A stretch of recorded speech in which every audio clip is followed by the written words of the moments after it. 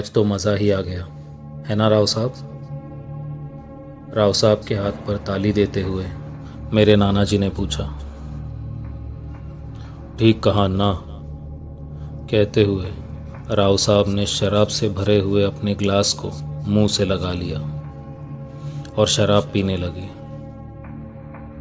पिछले 4 दिनों से चल रही बैलगाड़ियों की रेस में जीत हासिल होने की खुशी में आज हमारे घर में जश्न मनाया जा रहा था। राव साहब मेरे नाना जी के सबसे अच्छे मित्र थे। करीब 6.5 फुट का कद, मजबूत काठी और उससे भी मजबूत आवाज़, ऐसा राव साहब का रूप था। हमारे ही घर के 2 बैलों को लेकर आज राव साहब ने ये जीत हासिल की थी। उस शाम हमारे घर में जश्न की तैयारी काफ़ी ज़ोरों शोरों से की गई थी। मांस, मच्छी और शराब के शौकीन होने के कारण जश्न कुछ ज़्यादा ही ज़ोरदार हो रहा था।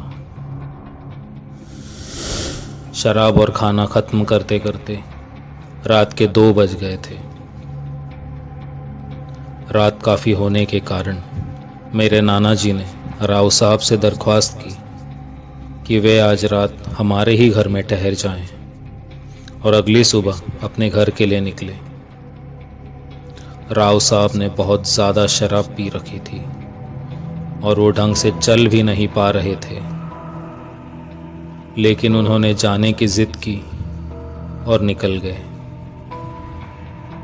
राव साहब का घर हमारे घर से लगभग 20 मिनट के अंतर पर ही था, परंतु वहाँ जाने का रास्ता काफ़ी डरावना था। जगह जगह पर लटकती हुई पेड़ की टहनियाँ, सूखे पत्ते की बिछी हुई चादर और बीच में ही पड़ने वाले शमशान के कारण वो रास्ता रात के समय और भी भयानक हो जाता था। राव साहब ने मुंह में पान भरा और लड़खड़ाते हुए कदमों से अपने घर की तरफ बढ़ने लगे। कुछ ही देर में दूरी पर स्थित गांव के मंदिर से बाएं मुड़ते ही कच्चा रास्ता शुरू हो गया। रात कीड़े की किर्र सी आवाज़ और चारों ओर शांति ही शांति थी। सूखे पत्तों की आवाज़ करते हुए राव साहब आगे बढ़ रहे थे। चलते चलते वे शमशान के नज़दीक पहुंच गए। शमशान में किसी की चिता जल रही थी। राव साहब ने देखा तो उन्हें यह एहसास हुआ कि आज तो गांव में किसी की मृत्यु नहीं हुई है, परंतु शराब के नशे में धुत होने के कारण उन्होंने इस बात पर ज़्यादा ध्यान नहीं दिया और चलते हुए शमशान के ठीक सामने स्थित एक इमली के पेड़ के पास आकर बैठ गए। कुछ समय के बाद राव साहब को पेड़ के पीछे कुछ हलचल सुनाई दी, परंतु उसे किसी कुत्ते की आवाज़ समझकर उन्होंने नज़रअंदाज कर दिया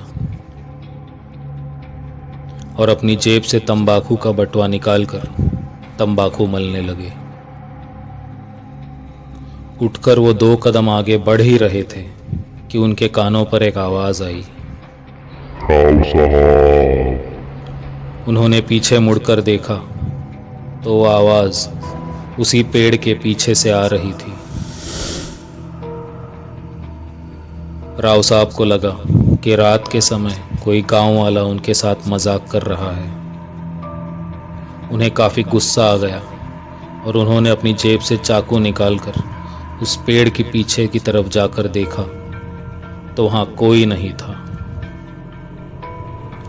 राव साहब ने आंखें मलते हुए इधर उधर नज़र घुमाई और उन्हें वो आवाज़ दोबारा सुनाई दी। राव साहब। कौन है वहाँ? सामने आओ। राव साहब ने आवाज़ लगाई और दूसरे ही क्षण उनके सामने एक 8 से 10 फुट लंबा बालों से भरा हुआ आदमी सामने आ गया। राव साहब ने तुरंत ही अपने चाकू से उस पर वार करने की कोशिश की, लेकिन वो गायब हो गया। अब राव साहब को डर लगने लगा था। वो समझ गए थे कि ये सब कुछ किसी अमानवीय शक्ति के कारण हो रहा है। उन्होंने उस जगह से भागने में ही समझदारी समझी,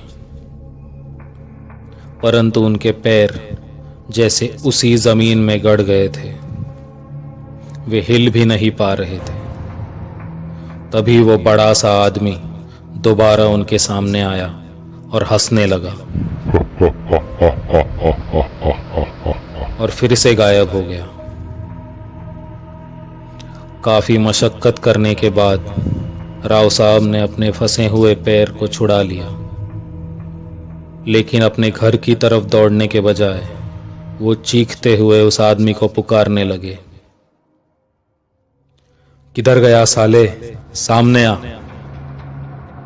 पर अब चारों ओर केवल घनी शांति छाई हुई थी। राव साहब को कुछ समझ नहीं आ रहा था। वो लड़खड़ाते हुए कदमों के साथ दोबारा उस उम्ली के पेड़ के पास आ गए। अब वो पसीने से पूरी तरह लथपथ हो गए थे। अचानक उन्हें वो हंसी सुनाई देने लगी और दूसरे ही क्षण किसी ने राव साहब को पेड़ के ऊपर ही खींच लिया। अगली सुबह राव साहब के घर से उनकी पत्नी और दोनों बेटे हमारे घर पर आए हुए थे और राव साहब के बारे में पूछताछ करने लगे। राव साहब कल रात घर नहीं आए? मेरे नाना जी ने उनसे पूछा। नाना जी को लगा कि नशे में होने के कारण राव साहब कहीं सो गए होंगे।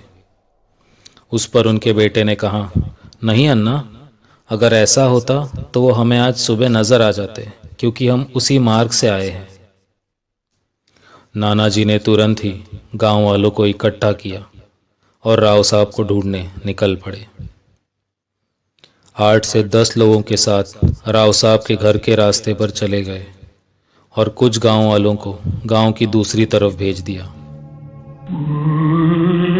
1 घंटे तक ढूंढने के बाद सारे लोग मंदिर में इकट्ठा हो गए, पर किसी को राव साहब का पता नहीं चल रहा था। तभी गांव का एक लड़का दौड़ते हुए मंदिर में आया। वो बुरी तरह से डरा हुआ था और एक ही चीज दोहरा रहा था, राव साहब, राव साहब। गांव वाले उसके पीछे चलने लगे। वो लड़का सभी गांव वालों को लेकर शमशान के पास आ गया और उसने सामने खड़े इमली के पेड़ की तरफ इशारा करते हुए कहा, राव साहब। उसके बाद जो गांव वालों ने देखा वो दृश्य बिल्कुल चौंका देने वाला था। इमली के पेड़ पर राव साहब का शरीर उल्टा लटक रहा था। ये देखकर सारे गांव वाले पूरी तरह हिल गए। 2 टहनियों के बीच फंसा हुआ एक पैर और पेड़ से लटकता हुआ उल्टा शरीर बिल्कुल भयानक लग रहा था। गांव वालों ने पेड़ पर चढ़कर उनकी लाश को नीचे उतारा और उनके घर ले गए। लेकिन उस रात को क्या हुआ था, यह आज तक कोई भी गांव वाला जान नहीं पाया। उस दिन के बाद से रात के समय सभी ने उस मार्ग पर जाना बंद कर दिया।